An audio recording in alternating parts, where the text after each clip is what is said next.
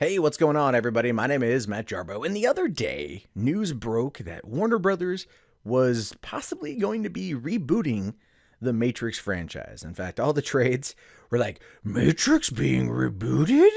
Oh dear God. And even I myself did a video about it saying, like, well, I mean, it could happen, but I'd prefer the Wachowski to be involved, and wasn't exactly like I don't know, maybe like the hugest fan of Zak Penn being involved based on the kind of content he is known to create.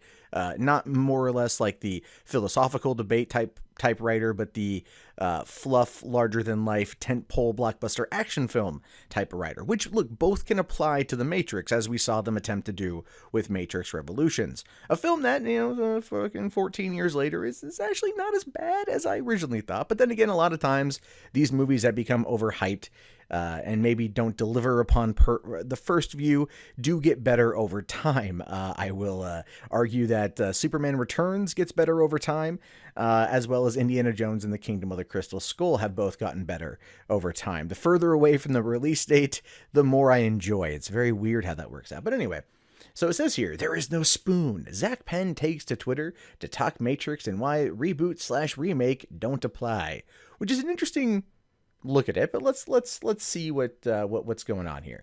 So after news broke that Warner Brothers was planning a Matrix reboot with Zak Penn writing a treatment, the internet spent a few days thinking about that and was mostly skeptical. After all, in the almost 20 years since the original film hit, we invented the Matrix for ourselves.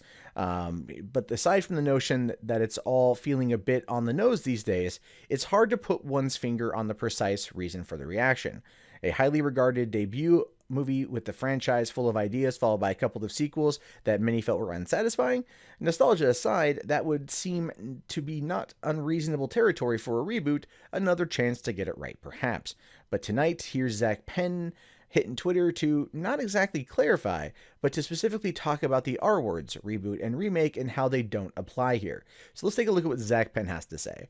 All I can say at this point is no one could or should reboot The Matrix. People who know Animatrix and the comics understand. Can't comment yet as to say what the words reboot and remake were from the article. Let's stop responding to inaccurate news. He didn't say fake news. Had a little bit more respect for it than that, but we can look at these first two tweets here. So it says, all I can say at this point is no one should or could reboot The Matrix. People who know the Animatrix and the comics understand. So what he's essentially meaning here is that we're not going to get the story of Neo. That's essentially what he's saying. That the story of Neo and being the one is probably not going to apply to this particular new series of films. Which leads me to believe that this isn't a reboot per se, but maybe kind of a preboot, which would be prequels to Neo, and maybe all about the Resistance, everything happening in Zion, how they ended up, fighting back against the agents, how the Matrix came into existence. I mean, in the Animatrix, we learned through the Second Renaissance Part 1 and Part 2 where the Matrix came from, how we turned, our attention to artificial intelligence and the machines took over. And those are very interesting storylines. And that could be essentially what they are attempting here, what they could be doing. And this is, again, a possibility, is they might actually go back to that particular storyline and give us kind of like the Terminator franchise when Skynet took over. You think Terminator Salvation, but just maybe hopefully not as crappy. That wasn't as good of a movie as I think many of us hoped it would be. But that's kind of what I'm thinking he's talking about here, especially talking about the Animatrix, which is where I think he's pulling that from, because that was about how the Matrix was created, as well as some of the side stories. So, and those were the only two side stories that had anything to do with the Matrix creation and not an ancillary tale to the overall mythos of the original trilogy. And now I'm calling that the original trilogy, probably because that's what we're all going to refer to it as here in the next few years. Okay, then it's still talking about reboot and remake from an article. Let's stop responding to inaccurate news. Well, because that's how we look at it, right? Again, I use the term preboot because, that's kind of what it's probably going to be here. They're not going to discredit the events from the first film, but they're also going to want to take us back to that world, very similar to the Star Wars prequel trilogy, very similar to what Alien is happening with Ridley Scott and Alien right now. this is, Harry Potter, for fuck's sake, right? If Fantastic Beasts, Warner Brothers property, okay, is doing well, I don't really know why the movie wasn't very good, but they're all those things. They're trying this kind of prequel side of things out right now, and that's what I think is going to happen. So let's go on here. A few more things Zak Penn said.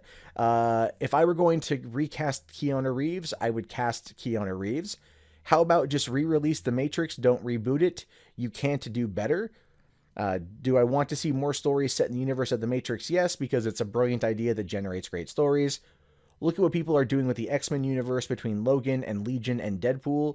Does anyone want to stop them? Not me. All right, so, okay. That's not clarifying shit, to be honest with you guys. That's not clarifying a damn thing. All that's saying is these three tweets right here are just they're not saying much. How about we just re-release The Matrix, don't reboot it, you can't do better. Many would argue that you could do better than Reloaded and Revolutions. But yeah, just re-release it would be fine, and they probably will do something like that before whatever it is they're doing. Do I want to see more stories set in the universe of The Matrix? Yes, because it's a brilliant idea that generates great stories. And this is where I think we need to kind of look at what he's saying and kind of analyze that. More stories in The Matrix. He brings up the Animatrix and the comics. That's pretty much probably, in my opinion, where he's coming from. Then finishing up here by saying, look at what people are doing with the X-Men universe between Logan and Legion and Deadpool. Does anyone want to stop them? Not me.